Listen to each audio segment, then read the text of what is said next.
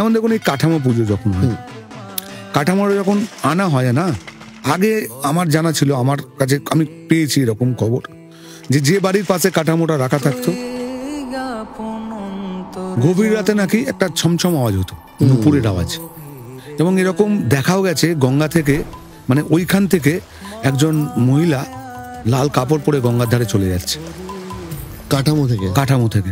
আমরা এই জন্য বলি লক্ষ্মী পুজোর যেদিনকে কাঠামো পুজো হলো, মা নৈহাটিতে এসে গেছে না, আমরা তবে থেকেই মায়ের আরাধনা শুরু করে দিই। এবং ওই দিন থেকে আমাদের একদম আলাদা সিস্টেমটাই আলাদা হয়ে যায়। এবং ব্যাপারটা হচ্ছে আমাদের বড় মা, আমি আগেই বলছি, জাগ্রত, এবং আপনি যদি মন দিয়ে মায়ের কাছে কিছু চান পাবেন।